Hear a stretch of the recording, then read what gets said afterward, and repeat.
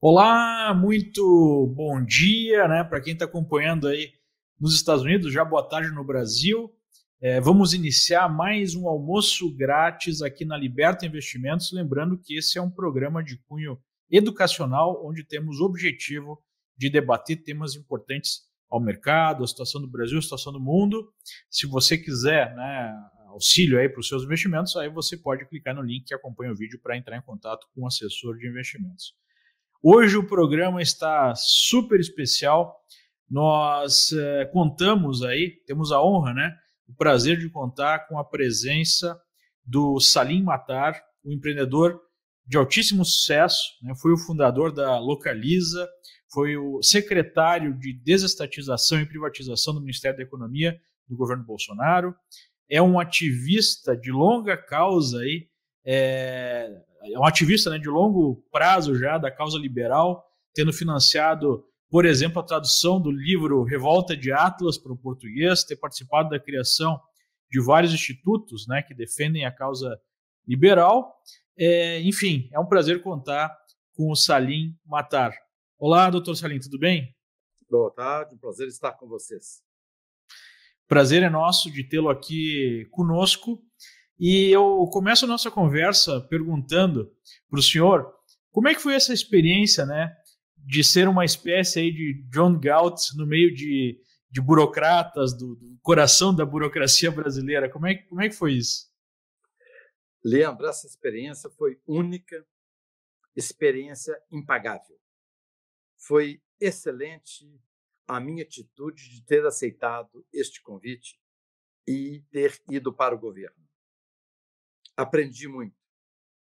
Eu acredito que eu saí maior do que quando cheguei ao governo. E conheci bastante das entranhas do governo, das entranhas do poder. Como liberal, sempre fui um grande crítico do tamanho do Estado.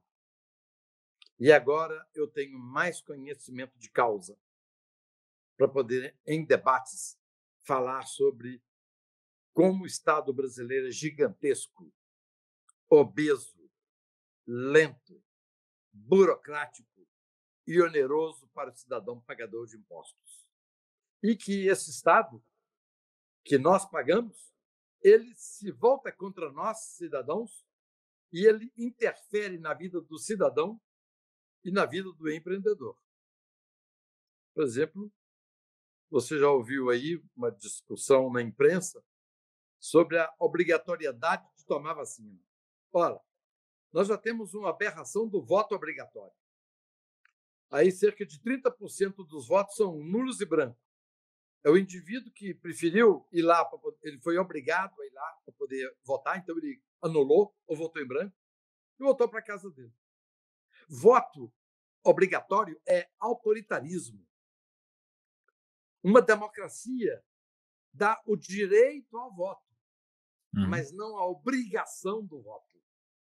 Então, esse é resquício da esquerda brasileira, da social-democracia, que, logo depois da saída dos militares, houve um revanchismo e colocaram o voto como obrigatório.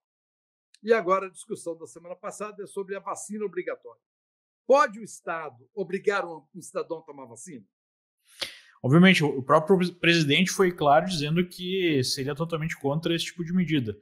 Agora, falando um pouquinho, né, dessa história, a gente sabe, né, desde a Constituição de 88, uma Constituição de cunho socialista, a gente tem aí governos sequenciais, né, sociais-democratas, como o senhor muito bem falou, mas nós tivemos, ao longo do último ciclo eleitoral, a expectativa de uma revolução até, digamos, liberal, né? A sua ida ao governo representa isso também, né? Representou isso também.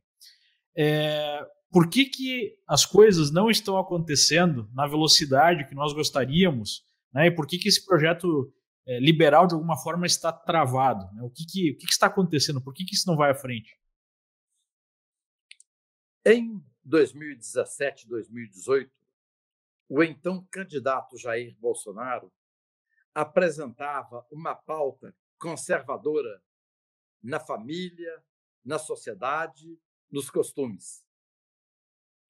E como ele teve o apoio do Guedes, o Guedes foi apresentado ao Bolsonaro pelo seu conterrâneo Winston Ling.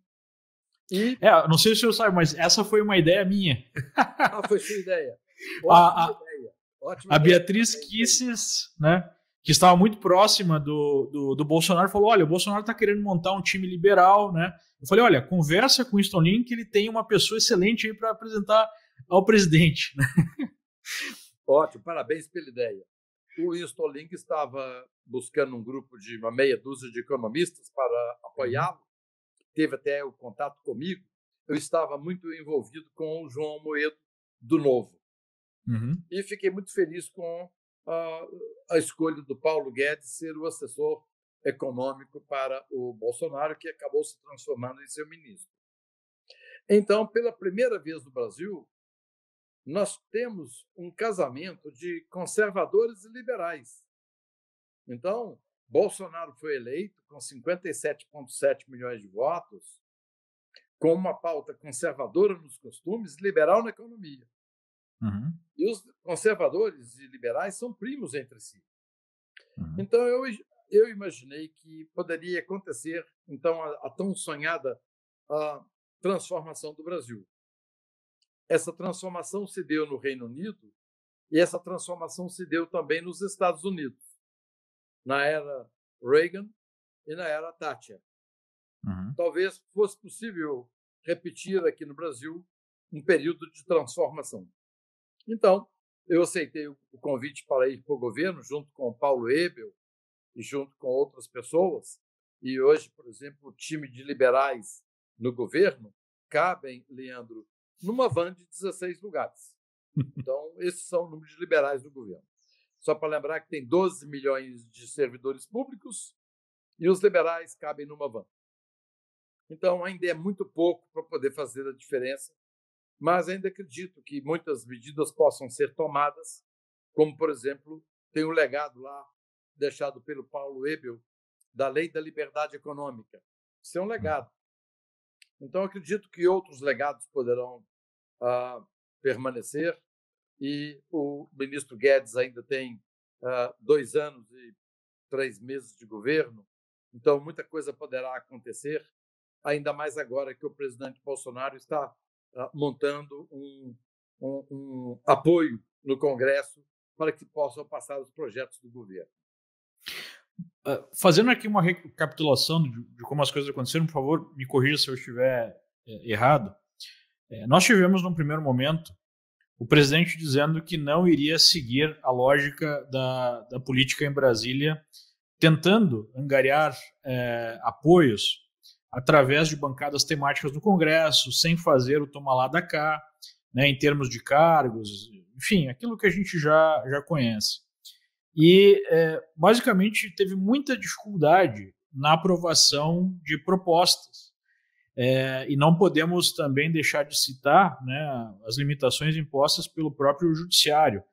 No seu tema específico, que são as privatizações, teve uma série de decisões que envolvem a necessidade do Congresso aprovar, e tudo isso, aparentemente, colocou muita dificuldade para seguir aí as pautas, desde privatizações até de outras reformas.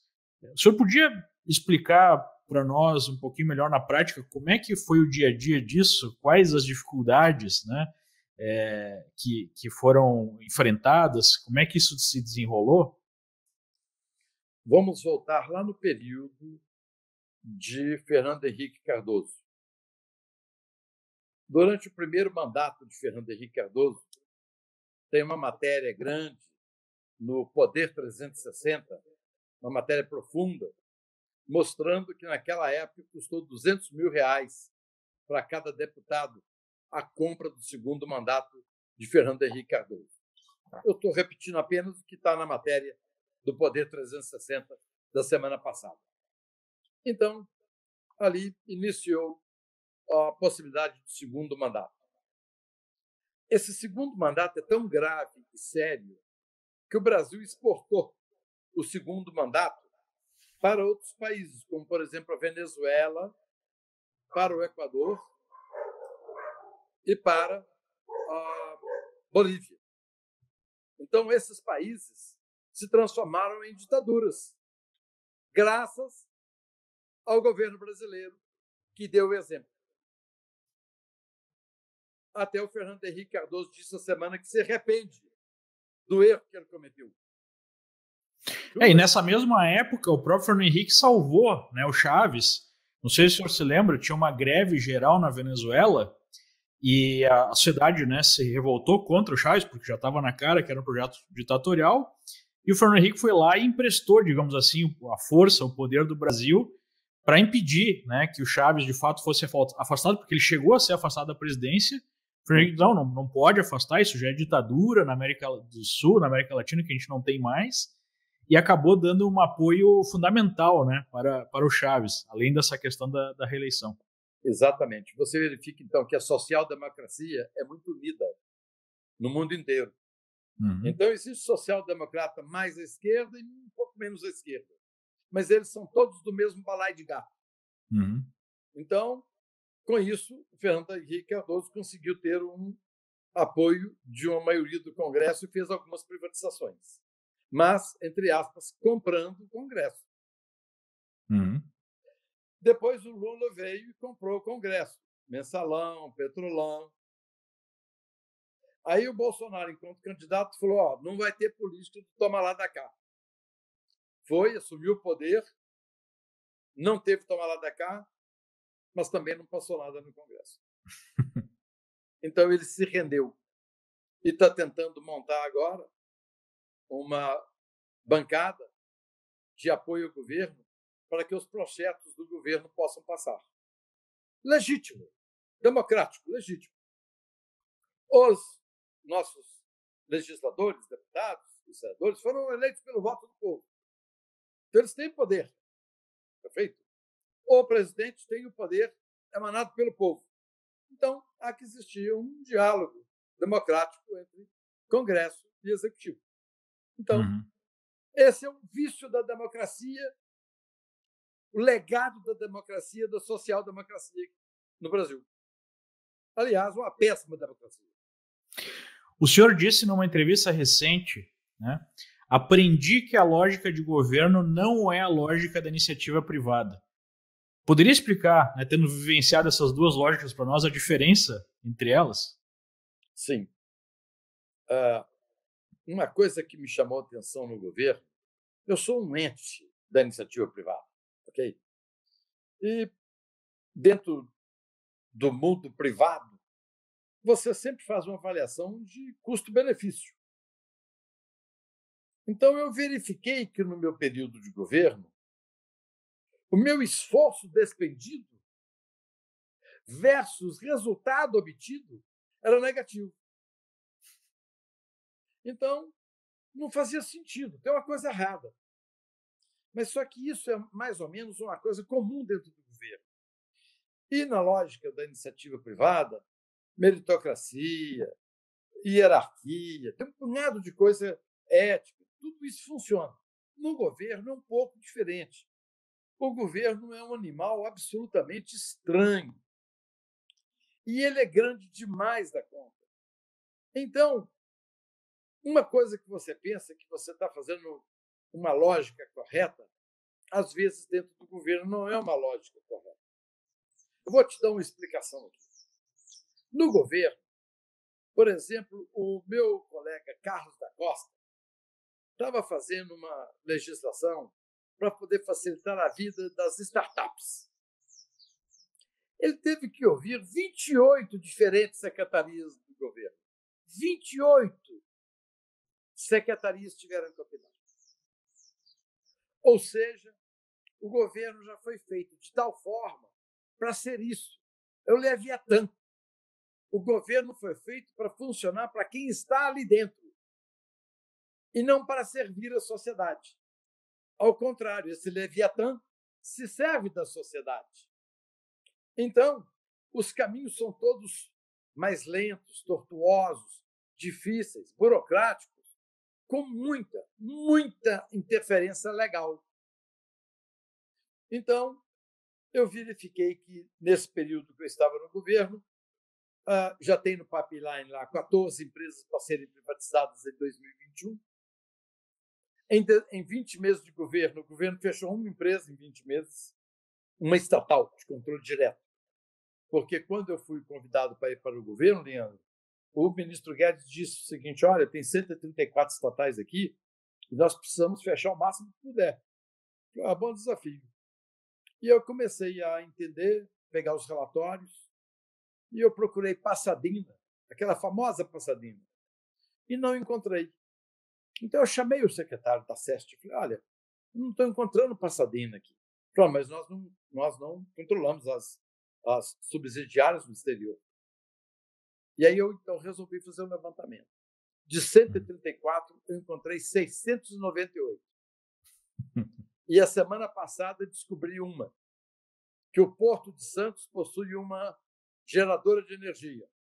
Então, o governo chegou a ter 699 empresas, do qual ele era controlador direto de estatais, suas subsidiárias, coligadas ou de simples investimento. Então, imagina o tamanho do Estado empresário. E o mais interessante, que eu gostaria de deixar registrado, que eu estava em outubro de 2018 em Belo Horizonte lendo o jornal, estava antes do segundo turno, recebendo o bullying do ministro Guedes para que eu fosse para o governo, e então eu vejo a manchete do jornal local em Belo Horizonte. A manchete maior estava escrito que a BNDESPAR possui uma carteira, naquela época, possui uma carteira avaliada em 70, 80 bilhões de reais. Essa carteira chegou a valer 130 bilhões de reais. E logo embaixo tinha um headline: Hospital Risoleta Neves, em Belo Horizonte, não faz cirurgia há 3 dias, pois não tem gás. Olha, o que os sociais-democratas que antecederam Bolsonaro disseram? Ô sociedade, ô 210 milhões de brasileiros, ô cidadão pagador de impostos, nós, investidos do seu voto e do poder, nós preferimos ter um hedge fund, 130 bilhões de reais no BNDES, em ações da Vale, Petrobras, Klabins, Suzano, boas ações, do que comprar gás para fazer cirurgia em hospital. Nós, social-democrata, preferimos isso. Governar, a gente aprende em economia. É alocar recursos.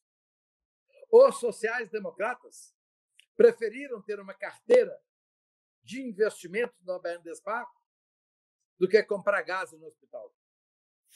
Eles preferiram ter 130 bilhões no BNDESPAR do que comprar coletes à prova de bala para os nossos policiais, melhor armamento, melhores viaturas e notebook. Preferiram ter 130 bilhões na BNDESPAR do que melhorar a qualidade da merenda escolar. Preferiram ter 130 bilhões na BNDESPAR do que melhorar a qualidade das nossas escolas. Preferiram ter 130 bilhões na BNDESPAR do que equipar melhor e ampliar os hospitais do SUS. Então, é o seguinte: governar é alocar recursos. Os sociais-democratas têm interesse em manter analfabetos. O Brasil tem hoje 11 milhões de analfabetos. Eu pergunto, o que esses sociais-democratas fizeram nos últimos 30, 40 anos que não conseguiram erradicar o analfabetismo? E tinha dinheiro, não faltou dinheiro para isso. Construiu porto em Cuba, construiu aeroporto na África, construiu hidrelétrica na Nicarágua, construiu rodovia em Honduras, construiu metrô em Caracas, e não tinha dinheiro para erradicar o analfabetismo? Sociais-democratas são populistas, têm um discurso bom do canto da sereia, E eles, então, preferem manter o cidadão analfabeto, desempregado, dependente do Estado, para que ele possa manipular essas massas. Esse é o legado da social-democracia. Nós temos hoje 12 milhões de servidores públicos.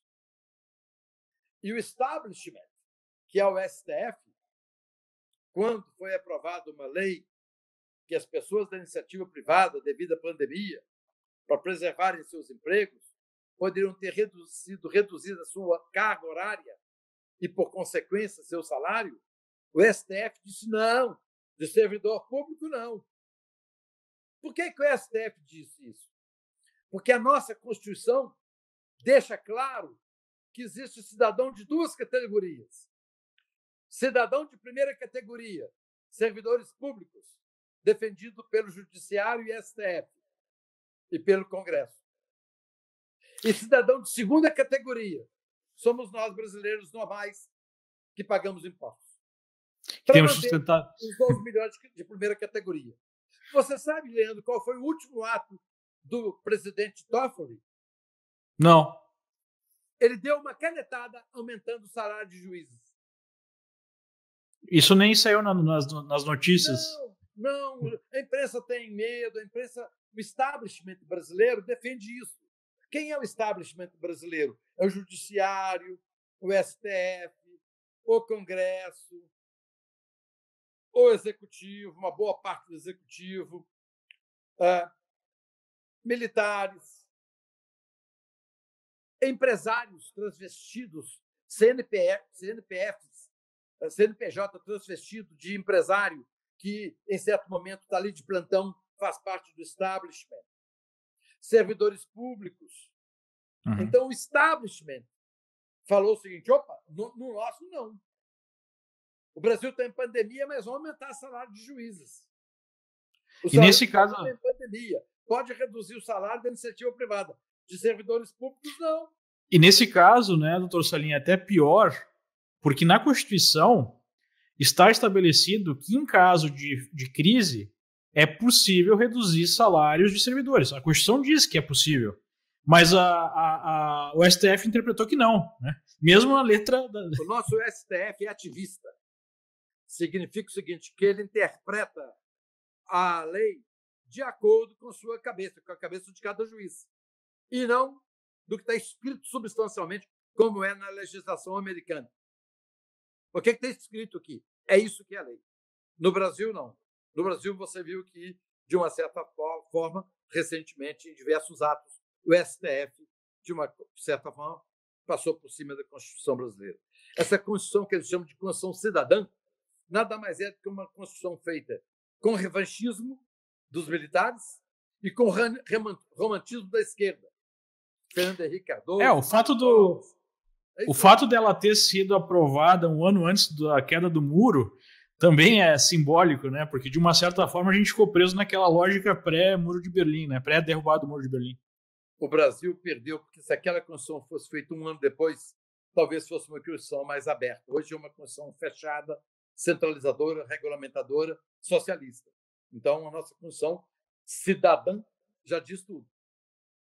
Agora, o senhor teve a oportunidade, né, de lidar com o presidente da República, e há uma discussão muito viva aí nas redes, enfim, na própria imprensa, se de fato o presidente é um defensor da causa liberal, até porque na causa liberal ele é, digamos assim, um cristão novo, né?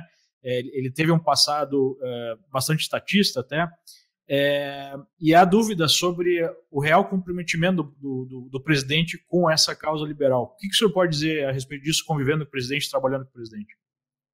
Liberal no governo mesmo é o ministro Guedes, com sua equipe da economia, e o ministro Salles. Esses aqui são os liberais do governo. 16. Cabe numa van. Uhum. O presidente Bolsonaro é simpático à causa liberal. Mas existe o entorno do presidente. Ministros muito próximos, assessores. E isso influencia o presidente. O presidente gosta da causa liberal, mas o entorno do presidente não é muito liberal.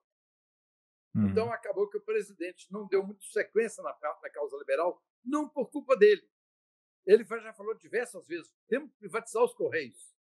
Ele já falou diversas vezes.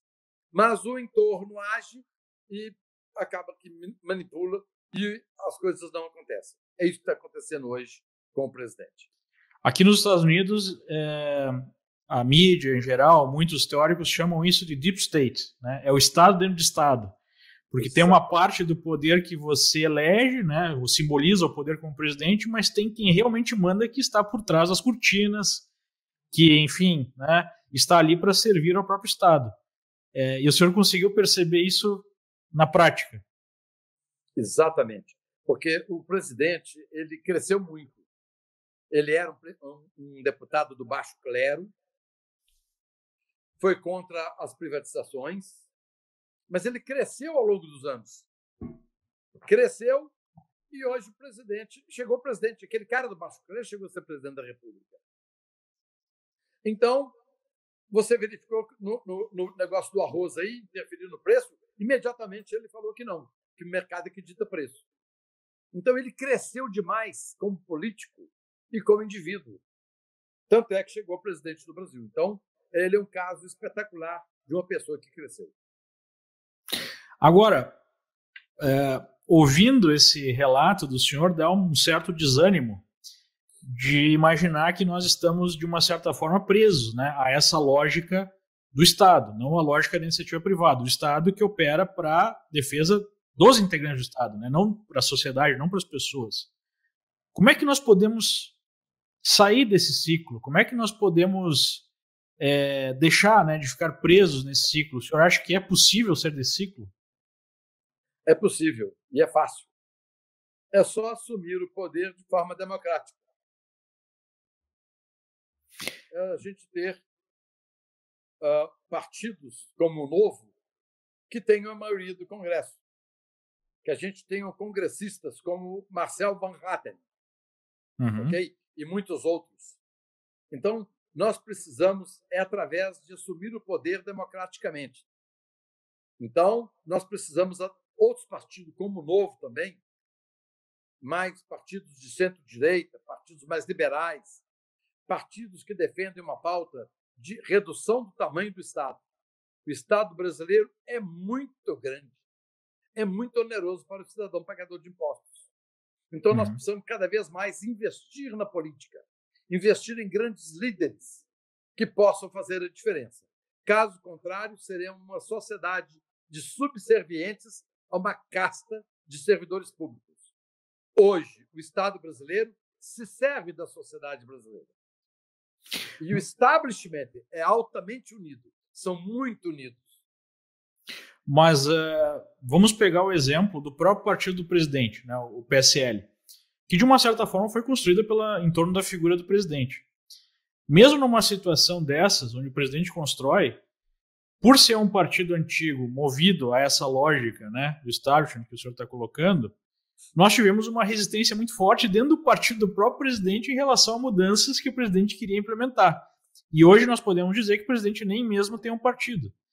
Então, nós temos os partidos maiores que controlam as verbas, né, porque hoje as campanhas também são bancadas com verba pública, que acabam, né, vamos dizer assim, ficam puxando o tapete de quem busca criar uma postura diferente. A gente vê o que está acontecendo com essa bancada dentro do PSDL que está, né, mais ligada ao presidente e não ao velho sistema. Então, como fugir dessa espiral aí que tenta sempre puxar para o lado, né, desse establishment que o senhor se refere?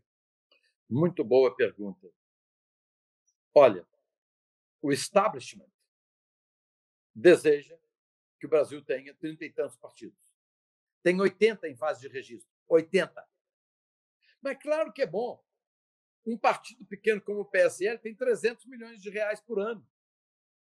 Então, um partido é um bom negócio.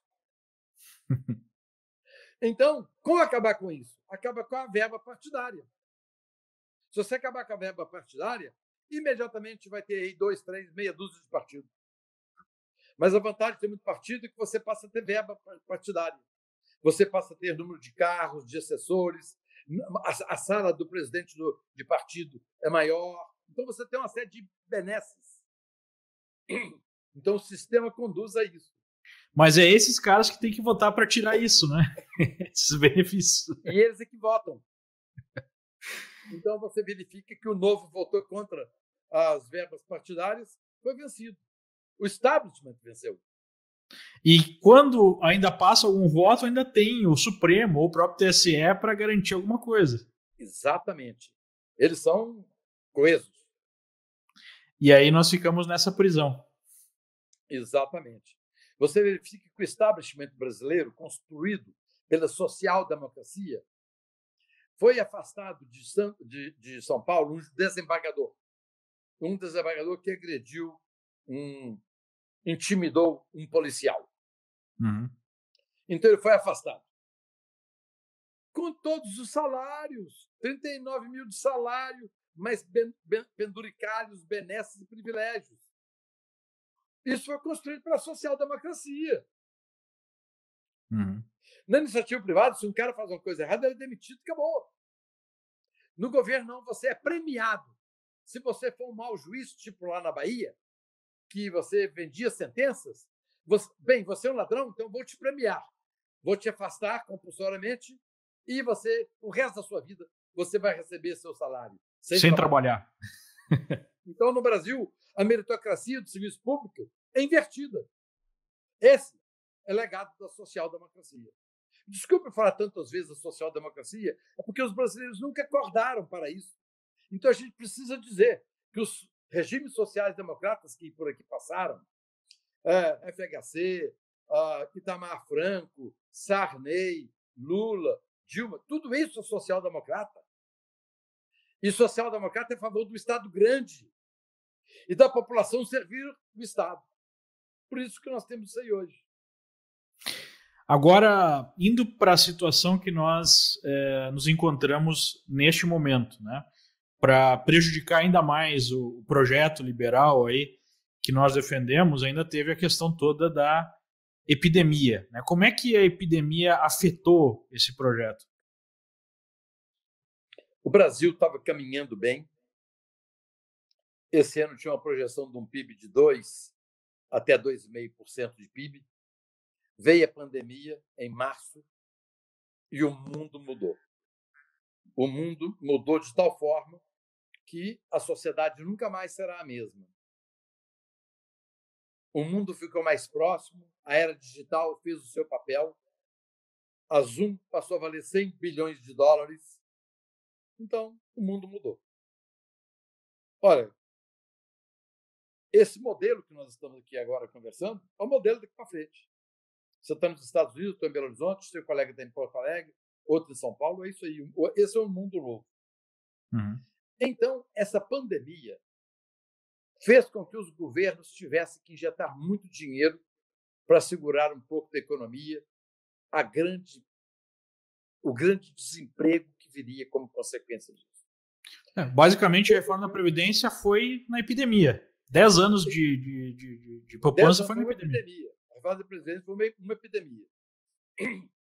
O governo brasileiro fez uma injeção de capital de 1,270 bilhões de medidas emergenciais.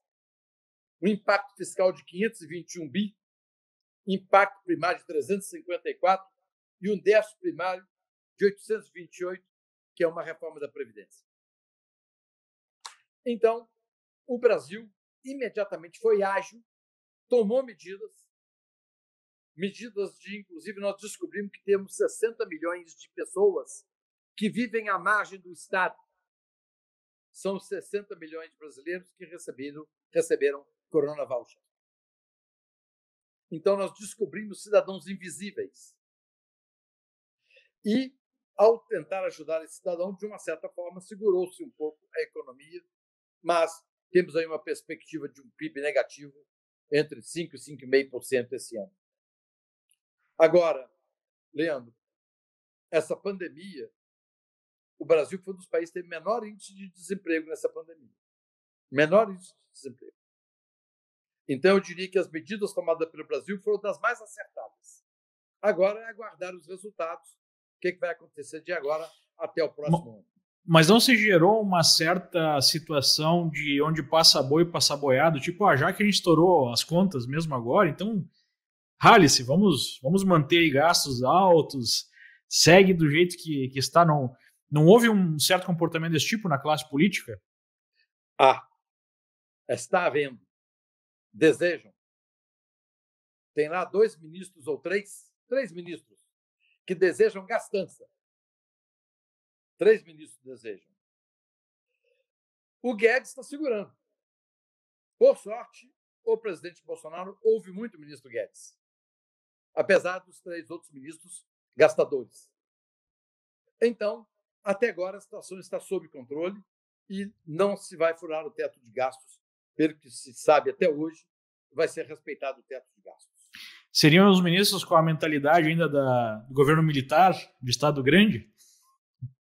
É isso, e também ministros que não têm conhecimento de economia e que têm também objetivos eleitoreiros no futuro. Ministro que deseja ser amanhã governador, prefeito, deputado, então ele quer colocar uma imagem. Ainda que quebre o Brasil, ele não está preocupado com quebrar o Brasil. Ele está preocupado com a imagem dele. Então, acontece muito isso na política. Nós temos, muitas vezes, pessoas que não são tão cidadãs assim, quando ocupam um cargo público. Agora, daqui para frente, como é que o senhor está vendo a possibilidade de se passar as reformas fiscal e a reforma administrativa e nós temos, de fato, a retomada de uma agenda liberal? Número 1 e número 2, como é que devem andar as privatizações? Qual é que é a sua expectativa em relação às privatizações? As privatizações, eu deixei um pipeline com 14 empresas a serem privatizadas no ano de 2021. Daquelas 698, nós vendemos 84. Vem cá. Nós vendemos 84. E fizemos um valor na venda desse ativo de quase 150 bilhões. Ou seja, reduzimos o Estado em 84 empresas e pegamos 150 bilhões que estavam em empresas e trouxemos para o Caixa do Tesouro, para, de alguma forma, usar isso de forma melhor. Então, o que acontece? Tivemos um caso muito interessante. Como eu tenho muito amigo em Porto Alegre, você já viu que eu citei um punhado aí, vou citar mais um. Eu trouxe de Porto Alegre um amigo que se chama Eduardo Sampaio Zimmer para ser o presidente da Casa da Moeda, com 2 outros diretores. Então, a Casa da Moeda estava para ser privatizada. Fecha a porta. E tinha que fazer um projeto de lei. Ao fazer esse projeto de lei, caiu a medida provisória. Ou seja, o Congresso falou o seguinte: não, nós, eleitos pelo povo, não queremos que venda a Casa da Moeda. Ok, entendi. Eles foram eleitos pelo povo, não têm nenhum voto, eles têm a decisão. Então, eles disseram não venda a Casa da Moeda. Então, você vê o poder do legislativo. Tá certo? Então, foi por esse tipo de coisa que o senhor saiu do governo? Deixa eu te contar o seguinte.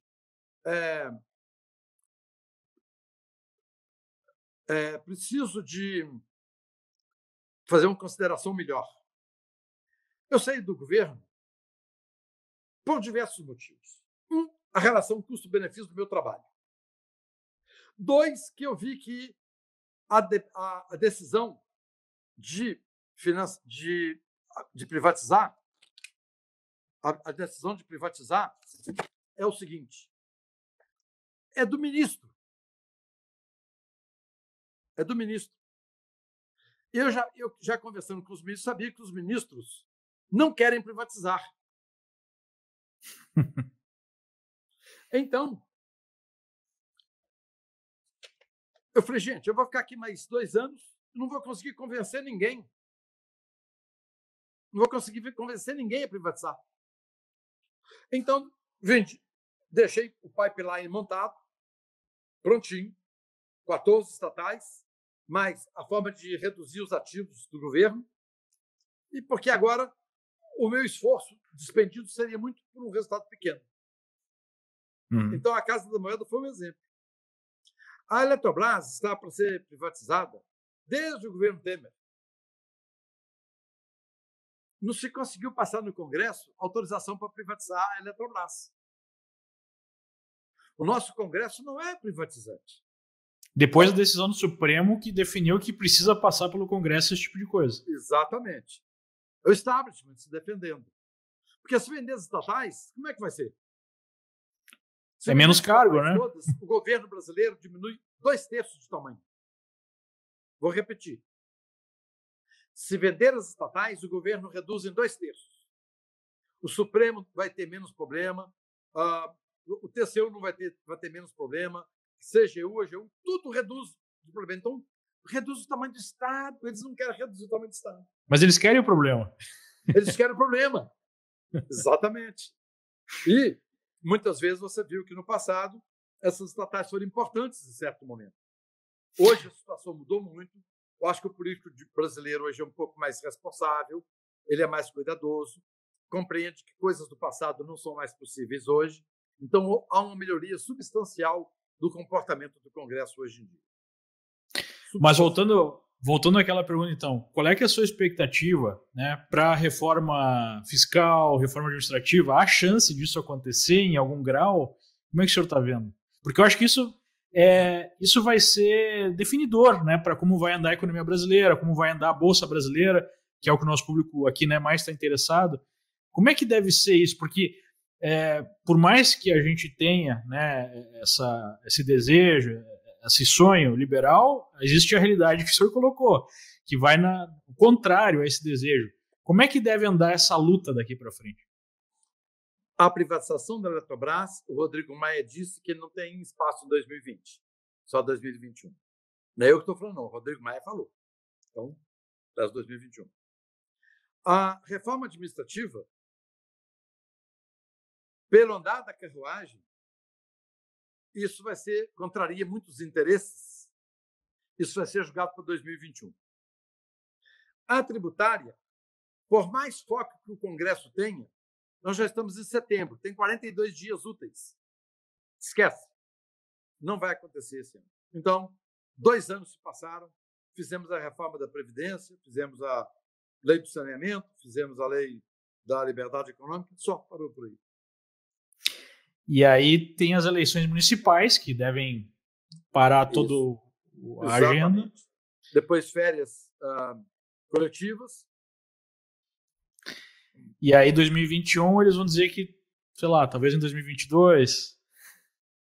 Não há a vontade de fazer uma transformação do Estado. O establishment não deseja transformação do Estado. Quer que as coisas continuem como estão. Melhora um pouquinho aqui e lá, mas continue como estão. O establishment brasileiro, que é o conjunto de todos aqueles atores que eu enumerei. Por isso que eu falo que a alternativa que nós temos é assumir democraticamente o poder através de políticos eleitos pelo voto, democraticamente, desde vereadores, deputados estaduais, prefeitos, governadores, deputados federais. Nós temos que ampliar o número de pessoas com essa cabeça de transformação, independentemente de partido. As pessoas cujo partido seja o Brasil e não o establishment. O problema é que teve muita gente, né, Salim, que veio com essa proposta nas eleições, até surfando a onda Bolsonaro, e chegando lá, na verdade, querem mais é manter o seu cargo. Né? Tem muito disso também. Muito. Aconteceu muito disso. Aconteceu muito e muita gente se decepcionou. Por falar em decepção, Leandro, eu quero te dizer que eu sou um cara que todos os dias que eu me levanto, já há muitos anos, eu levanto diariamente indignado e inconformado com o Brasil. Porque todo dia que eu abro o jornal, eu tenho um motivo do meu inconformismo. Tipo, o Toffoli aumenta o salário de juízes no último dia dele. Eu sou inconformado e com razão. E decide que quem reclamar ainda pode receber uma visita aí da Polícia Federal. Exatamente, exatamente. Cuidado com ministros do Supremo. Eles estão acima da lei e não podem ser criticados. O que eu gosto de comentar é o seguinte: na Inglaterra, se você perguntar a um chofer de táxi o nome de um ministro da Suprema Corte, ele vai achar esquisitíssimo. Nos Estados Unidos, um cidadão comum não sabe o nome dos ministros da Suprema Corte. Nem na França, quer saber também, não quer saber. Aqui no Brasil, nós sabemos de cor os ministros da Suprema Corte, como nós sabemos, por exemplo, a escala do Flamengo ou do Grêmio. O ministro da Suprema Corte, os ministros da Suprema Corte aqui nos Estados Unidos, eles resolvem em média 70 casos por ano. No Brasil são mais de 1.600 por ano, né, de média. Então, obviamente que há uma disfunção forte aí no próprio papel do Supremo, né, na sociedade. E tem um assunto aqui que chama decisão monocrática. Um juiz decide pelo Supremo, até que o Supremo contradiga. Então, você manda uma coisa para o Supremo, mas um juiz é que responde por você. Isso é absurdo. Isso é absurdo. Então, isso aí tudo também tem uma parte da Constituição de 88 que também empoderou o judiciário e somos hoje também, de uma certa forma, reféns do judiciário. Aquilo que já dizia aquele sábio da Bahia, Barbosa, um grande político brasileiro. Ele falava o seguinte, que nós não temos nada a fazer contra a ditadura do judiciário. Porque não há quem recorrer. Rui Barbosa falou isso. Rui Barbosa, saudoso Rui Barbosa. Agora, dentro desse cenário que o senhor está colocando, né, de dificuldade, desse conflito entre a necessidade até de reformas, porque a minha percepção é que o sistema só quer fazer as reformas necessárias para não explodir tudo. Tipo, o mínimo necessário para não implodir de vez. Para manter o sistema, para manter o establishment. Né? Porque a reforma da Previdência me pareceu isso. Os próprios congressistas perceberam que implodiu o sistema. E se implodir mesmo, é ruim para todo mundo. Então vamos manter uma situação onde só não implode, mas também não evolui. Dentro desse cenário, o que nós podemos esperar para a economia e até para o mercado de bolsa? O que deve acontecer no mercado? Essa é uma área delicada. Qualquer prognóstico, você acerta ou erra. Essa aí é igualzinho a cotação do dólar. Quanto vai ser o dólar no final do ano? Então, você pode chutar à vontade que, pode ter certeza, você vai errar. O que está acontecendo hoje é que a Bolsa está precificada, vendo que o Brasil está saindo bem da pandemia, o índice de desemprego está baixo, a inflação está sob controle, taxa de juros 2%, então fácil, bom para investimento. O dólar está num câmbio bom para exportador, o Brasil está bombando na exportação, principalmente produtos agribusiness. E para o ano que vem, o Brasil é esperado que tenha uma economia com um resultado melhor do que a média no ano que vem. Então, isso deu um pouco de conforto com o mercado de capitais. Claro que todos os países estão sofrendo consequências da pandemia. Claro que o Brasil está sofrendo. Mas talvez, dentre os emergentes, o Brasil talvez tenha uma posição diferenciada.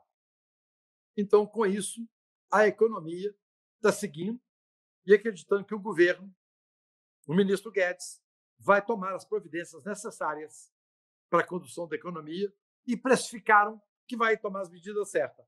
E aí a Bolsa está... Nós temos hoje mais de 40 IPOs entre setembro e outubro desse ano no Brasil. Mais de 40 IPOs. Significa que é uma retomada do mercado. Porque também não se sabe quando é que vai ter outra janela. Então, vamos fazer isso agora de uma vez. Então, talvez haja um fluxo muito grande até pela taxa de juros baixíssima, né? E em relação a essa taxa de juros, qual a sua opinião? Será que não foi um pouco exagerada essa queda de juros em termos de câmbio? Está gerando até algumas distorções? Qual é a sua opinião sobre essa taxa de juros? Na realidade, isso aí é um conjunto de decisões monetárias tomadas pelo Roberto Campos, no Banco Central, que fazem sentido. Eu prefiro não me envolver nisso, mas eu só vou te falar duas coisas aqui. Se a taxa de juros hoje fosse alta, o Brasil seria um pandemônio.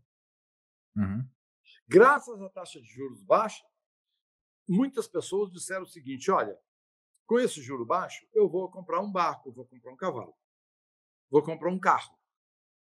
Então, ele agiu pró-consumo. Com a taxa de juro baixa, eu vou arrumar um dinheiro no banco e eu vou comprar a fazenda do meu vizinho ou vou ampliar a minha fábrica. Então, o juro baixo gerou investimento. E terceiro, o cidadão, o investidor do juro baixo, lá da renda fixa, ele falou, putz, eu tenho que correr risco agora. Esse juro não é muito para o que eu quero. Esse juro está baixo. Eu vou ter que buscar alternativa. E foi para a renda variável. Então, isso tudo que você está vendo é uma mexida. Mas tem esse efeito colateral, né, da desvalorização cambial. Né? Sim, a desorganização cambial. O que se fala em desorganização cambial, a gente sempre, economista, fala assim, desorganização para quem? Para o exportador, não foi. É uma desorganização cambial que vai interferir na inflação, pode interferir no investimento quando você tem que comprar equipamentos de fora, bens de produção, mas para o exportador, o agribusiness está rindo. O agribusiness estão ganhando. Está rindo tanto que até está tendo um pouco de desabastecimento também, né? Exatamente. A gente teve a questão do arroz. Para poder equalizar um pouquinho. Se eu vender o arroz para fora, eu recebo tanto, por que eu vou vender aqui dentro? Então, isso é bom também para ajustar a equalização. O mercado vai se equalizando. Então, isso vai se equalizar. Dólar em país emergente como o Brasil, ele é sempre um desafio. Você, num fine tuning, como encontrar qual seria o dólar ideal? Eu estou vendo aí alguns bancos falando em 4,80 em dezembro, 4,90 em dezembro. Ok, eu estou vendo, estou olhando, estou acompanhando. No meu Twitter, eu coloco todo dia a cotação do dólar, 18 horas. Todo dia eu posto dólar, euro, bolsa, Nasdaq, tá. Então, eu estou vendo, é 4,80? E pior que não é um banco, não. São diversos bancos entre 4,80 e 4,90. Então, eu particularmente acho nenhum banco acerta. Improvável. Mas uma pergunta que talvez o senhor possa nos ajudar a responder, né? Obviamente, se puder, que eu acho que é a grande pergunta aí de 10 em 10 investidores, né, analistas e tudo mais, é sobre a manutenção do Paulo Guedes no governo. Porque sempre sai algum boato, hoje novamente teve uma situação onde o presidente criticou fortemente a ideia da Renda Brasil, parece que desistiu da ideia, né, e sempre surge essa especulação sobre, mas o Paulo Guedes permanece? Então a pergunta é, Paulo Guedes está firme no governo? Enquanto eu estava no governo, 32 dias atrás, eu tinha mais informação. Saí do governo e, obviamente, hoje eu sou um cidadão normal, como você que lê as notícias do jornal. Pelo que eu conheço, Guedes com o Bolsonaro são muito próximos, se respeitam muito. O presidente tem uma grande admiração pelo ministro Guedes. Então, pelo que eu conheço, acho que o Guedes é a âncora do Bolsonaro. Porém, eu estou fora do governo, não tenho mais essa análise tão próxima. Mas quero torcer para que Guedes continue. E para finalizar aqui, Salim, quais são os seus próximos projetos aí? O que virá de bom aí do Salim Matar? Obrigado, Leandro. Eu decidi. Bem, para mim, para o governo, eu levei meses para tomar uma decisão. Quase um ano de convites do Paulo Guedes para poder ir para o governo. Fui para o governo. Não saí também, não acordei, falei assim, hoje eu vou sair do governo. Não fiz isso. Eu sou mineiro, mineiros são cautelosos, cuidadosos, pé ante pé. Minas não tem mar, só tem montanha, então o mineiro é desconfiado. Ele sobe lá no alto da montanha, na hora que sobe no alto da montanha, outra montanha lá na frente. Então ele está sempre desconfiado. Então, a minha decisão de sair do governo foi uma decisão tomada, foi amadurecida em 4 meses, não foi uma decisão de um dia. Eu e o Paulo Weber conversamos muito. Foi uma decisão amadurecida. Perfeito?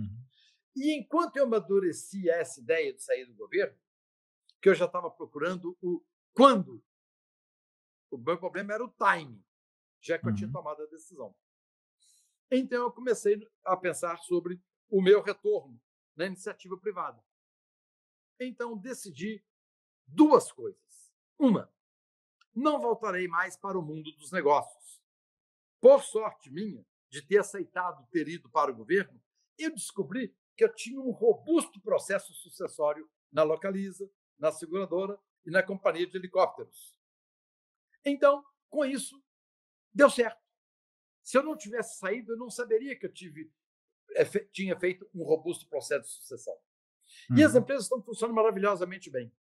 E como eu sou uma pessoa de propósito, acordo inconformado, indignado todos os dias pela situação dessa tamanha desigualdade no Brasil, eu decidi dedicar a minha vida à disseminação do ideário liberal. Então, desde que saí do governo, eu estou ainda acertando a minha vida, mas eu vou dedicar à divulgação do ideário liberal no Brasil em todas as suas formas e consequências.